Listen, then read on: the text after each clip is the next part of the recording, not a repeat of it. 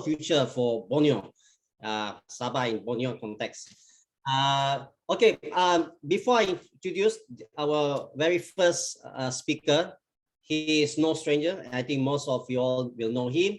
He is none other than Tan Sri Simon Sipaun. He's a very well-known public figure and throughout Sabah, without a doubt. Now, on his shoulders, there are unparalleled story and history about Sabah.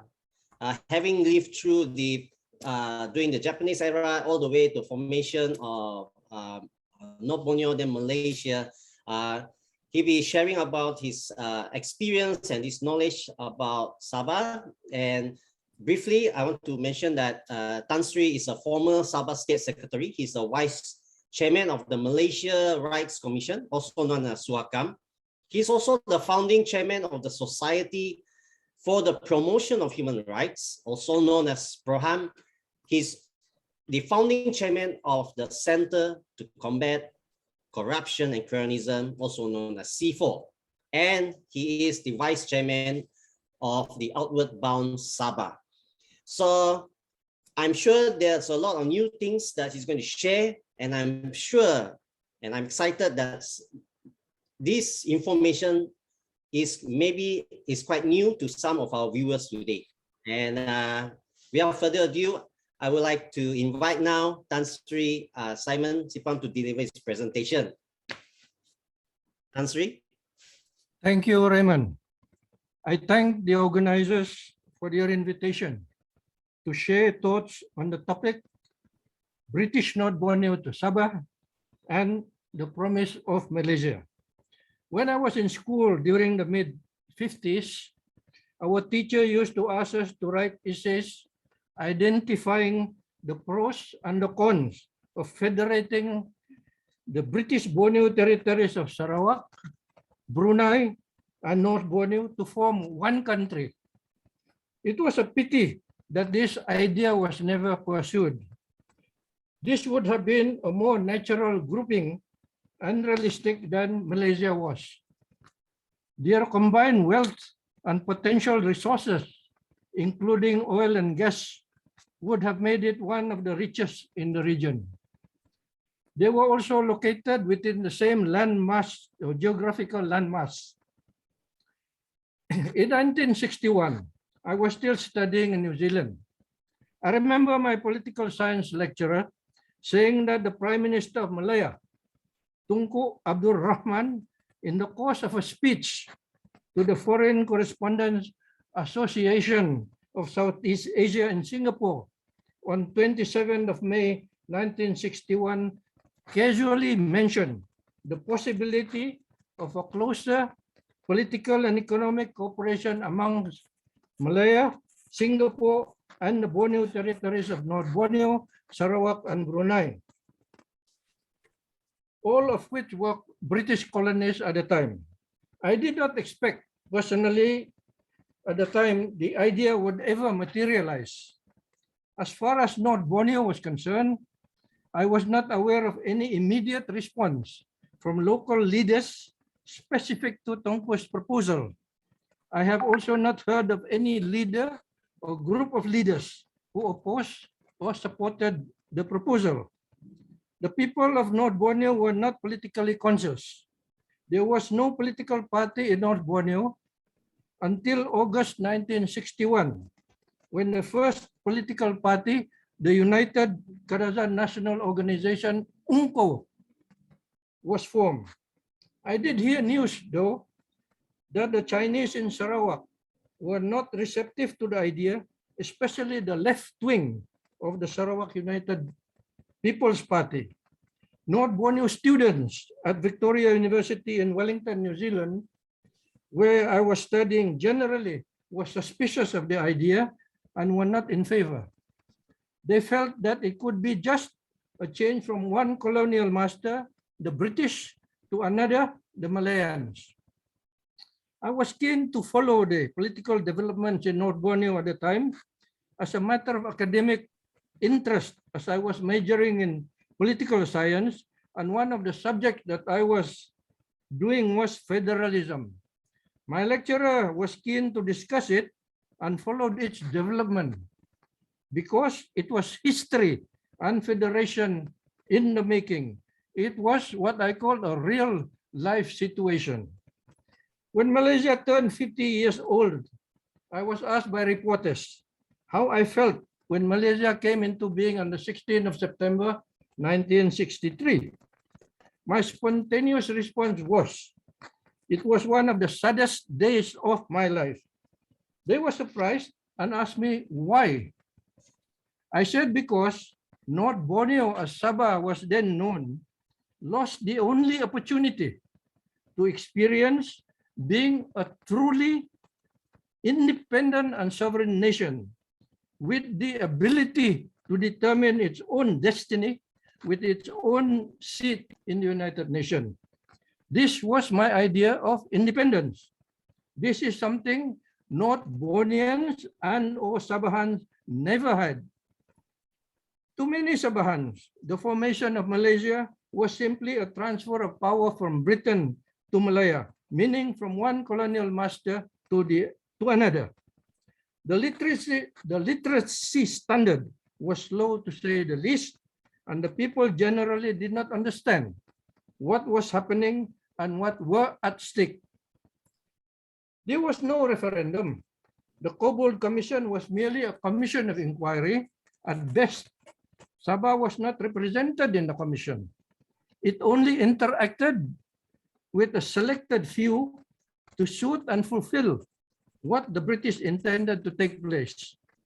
Its report concluded that 1/3 supported the idea, 1/3 were in favor, provided there were safeguards, and the remaining 1/3 divided between those who preferred North Borneo to gain full independence first, and those who rejected the formation of Malaysia outright. There was no consensus of opinion, but it was interpreted that the formation of Malaysia was supported by the people. The political union between Malaya and North Borneo was artificial. They had more divisive than uniting factors. North Borneo's case, in my view, could not be compared with Singapore. Singapore was geographically part of Malaya. At the time, it made sense for the two nations to federate. For Singapore to go it alone was not an option. Malaysia came at least 10 years too early, in my view, insofar as North Borneo was concerned. There was an unnecessary rush. When the formation of Malaysia was debated, the people were carried away with slogans like Merdeka without realizing what it actually entailed. I remember many of our community leaders were flown to Malaya to see for themselves what progress Malaya had achieved since gaining independence from the British on 31st August 1957. Naturally, their expectation of Malaysia went up sky high. The promise of Malaysia was conveyed subsequently by the eye-catching slogan of Vision 2020. By the year 2020, Malaysia was going to be a fully developed country. Well, 2020 has come and gone. All the expectations, hopes, and promises of Malaysia remain a distant dream and janji terang bulan. After 58 years that Sabah had been part of Malaysia, let me just highlight some post-Malaysia legacies inherited by Sabah. Sabah is fondly referred to as the land below the wind. Now it can easily qualify to be called the land of illegal immigrants. They have permanently altered the social, economic, cultural, political, and demographic landscape of Sabah. It is indeed the mother of all problems in Sabah. The reverse takeover has long begun. The invasion that took place at Kampung Tanduo in Lahadatu on the 9th of February 2013 was an attempt, in my view, as direct takeover. Next, the system of government, which is federal in form, but unitary in substance. Political autonomy is debated, but Sabah lacks financial autonomy. Political autonomy without financial autonomy, in my view, is meaningless. Whoever controls the purse calls the shot. That is the reality. Now, under point 3 of the 20-point memorandum, the Constitution of Malaysia should be completely new document and should not be a series of amendments to a constitution. This was never honored. In the event, the Malayan constitution is masquerading as the Malaysian constitution. Malaysia was a new country altogether. It deserves a new flag, a new national anthem, and a new constitution. According to the 2010 World Bank report, Sabah is the poorest state in the country, although Sabah is very rich in natural resources, including oil and gas. I understand Sabah remains the poorest state up to the present. Something is just not right. I was told by a very senior UN official in Kuala Lumpur that at least 50% of poor people in the country are found in Sabah. Sabah's oil was taken over by Petronas in 1976. Compared to Malaya, basic infrastructure facilities such as roads, water, electricity, and internet connection are far behind. The same can be said for healthcare and educational facilities. Overdose of politics based on race and religion. In North Borneo, you hardly heard of corruption, yet there was no such thing as anti-corruption agency. Malaysia allocates almost 300 million ringgit per annum to reduce or eradicate corruption. The result, corruption is becoming a way of life. There are laws which allow government to arrest citizens without open trial. No such laws ever existed in North Borneo. Unlike today, the civil service in North Borneo was more multiracial and reflective of the racial composition of society. Meritocracy was observed and practiced. Next, inadequate attention to the observance and practice of good governance. Next, unfair distribution of development funds. In the 2022 budget, for example, Malaya gets a whopping more than 300 billion ringgit, whereas just 5 billion for Sabah. I remember just one project in Kuala Lumpur got an allocation of 5 billion. Just one project in Kuala Lumpur. Malaya, by any standard, is a lot more developed. Next, bloated civil service and government ministers and highly paid advisors comprising from the majority race and religion. Affirmative action policy created by the majority race, which already controlled everything and anything associated with the government for their benefit, as well as interpreted and implemented by them. Next, forced conversion. Next, confiscation of the Bible. Prohibition of the use of the word Allah. And I believe that is not even a Malay word. Some Malay leaders have been reported to refer to Malaysia as Tanah Melayu, indicating that this country is merely Greater Malaya and Ketuanan Melayu applies. Fortunately, there are in the minority, but enough to cause discomfort among Sabahan. I believe also some government forms indicate 4 boxes, one each for Malays, Chinese, Indian, and others. These ideologies were never practiced or heard of in North Borneo. This is definitely not conducive to the promotion and maintenance of national unity and integration. If a box is necessary, in my view, there should be only one. And the list continues. Because of time factor, I need to stop there. But before I do that, just let me mention some doable suggestions as a way forward. Despite what I have said, I remain optimistic about the future of the country. My hope for the future depends on the youth of today who will be tomorrow's leaders. I believe they can rise above race and religion. But in the final analysis, it is the voters who decide the people who govern. They deserve the government they elected. It's no use electing a government and then just complain for the next 5 years.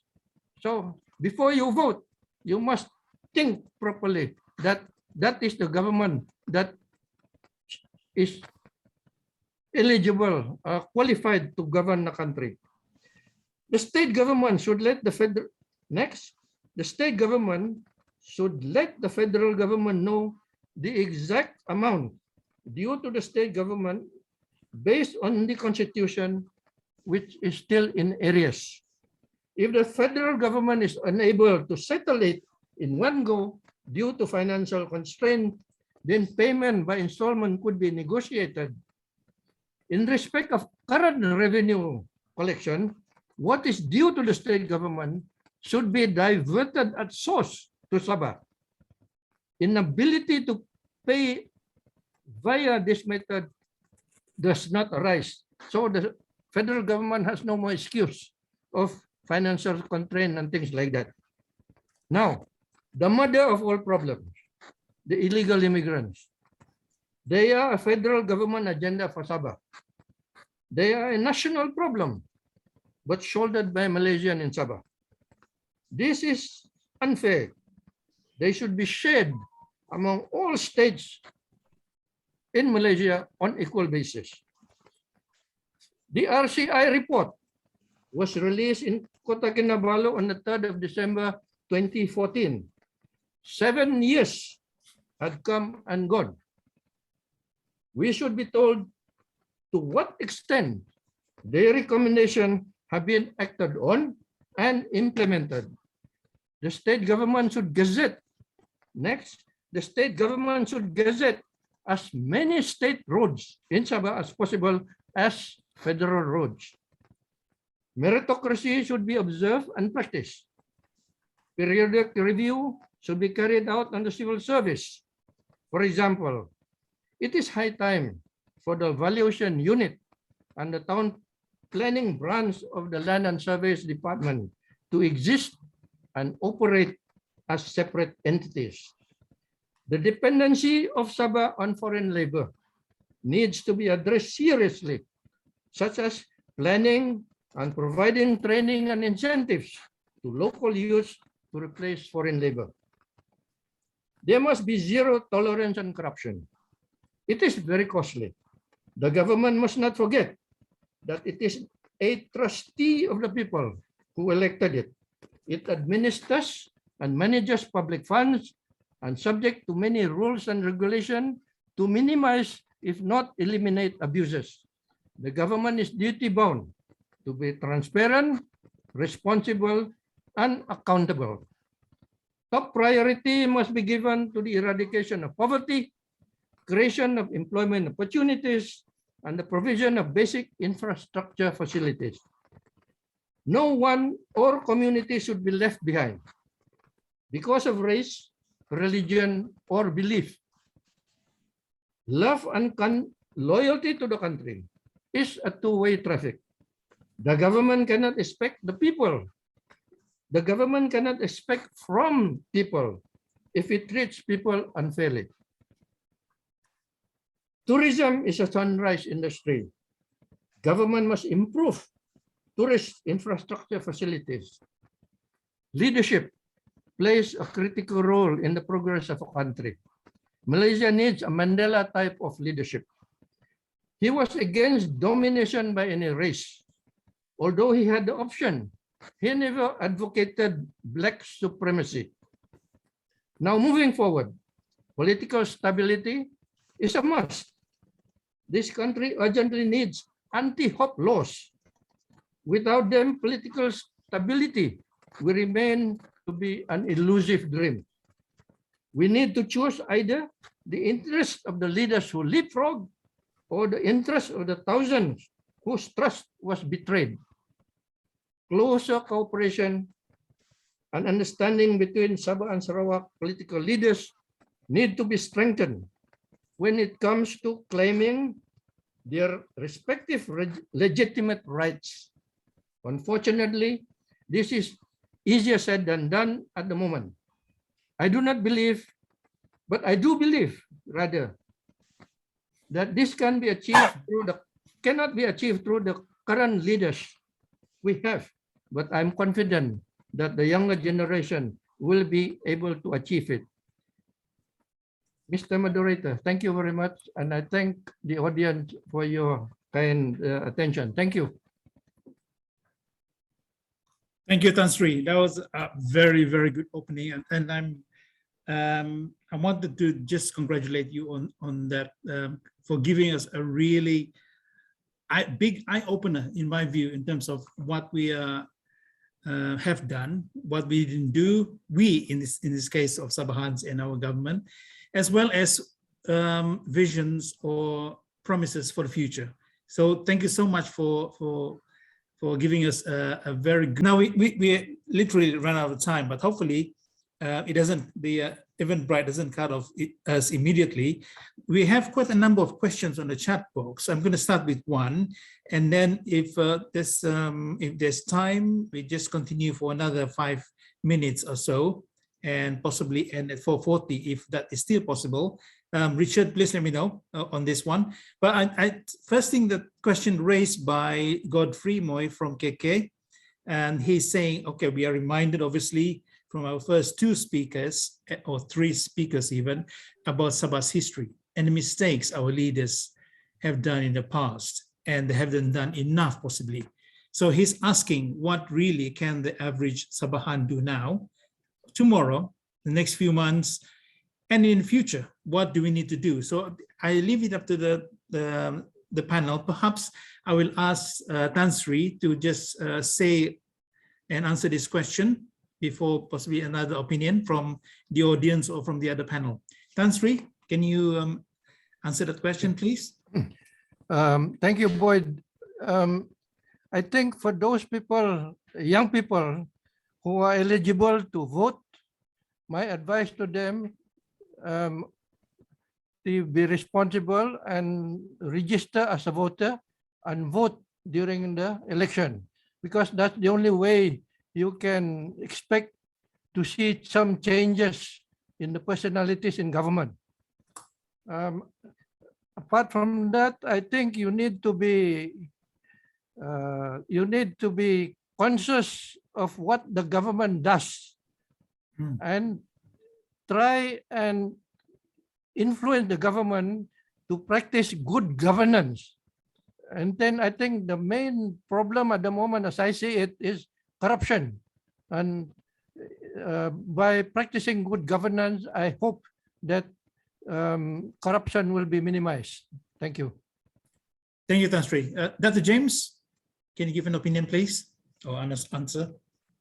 Yes, I think what is very important is that Sabahans, the young generations of Sabahan, must have this paradigm shift in attitude towards the federal government. We must have the audacity to think as a nation so that we can safeguard the interests of the state insofar as what is provided in the Constitution. Just like the 40%. If we continue to ignore the provision of our entitlement in the Constitution, then Sabah will continue to beg for funds. I tell you, with a 40% entitlement, we will have billions and billions of ringgit to be spent on the development of Sabah. And mind you, this 40% is distinct from the normal allocation from the federal ministries to Sabah. This is different because in our agreement with in the Malaysia agreement, it was clearly stipulated that Sabah will contribute only to the security and the maintenance of our foreign ministries overseas. Why was it agreed in such a manner? Because during that time we expect that we are still a sovereign state and that our chief minister, which is akin like a prime minister, will visit foreign countries, establish bilateral relations aside. We will have to use the foreign office. But now we have been reduced to one of the minor 12 and 13 states. That's why Act 7 A354 is extremely important to return the status of Sabah as negara. Why? Because when you become a negara, you are a sovereign state. With a sovereign state, none of these UMNO parties past will be in Sabah because that will constitute as interference into the political affairs of a sovereign country. That we should encourage our state government, our MPs to fight ferociously for the return of the status of the state into negara. That's why I've been encouraging the state government to revoke the amendments to Article 1 of the state constitution so that the state of Sabah will be returned as the negara of Sabah. So the main issue, all this while, since we formed Malaysia, has been funds. But it was provided in the constitution, but we ignored. It's unfortunate that our politicians before has been very irresponsible not to really fight for the 40%. They are more concerned about maintaining their position or for fear of political, what I call repercussion, if they insist on that. That's why, for the future of Sabah, for the future, if we want to bequeath Sabah as a prosperous state to the next generation, this generation must ensure that this 40% must be returned to Sabah immediately. Okay. And one more last thing is that I would like to mention is that we have been, regarded as a vassal state.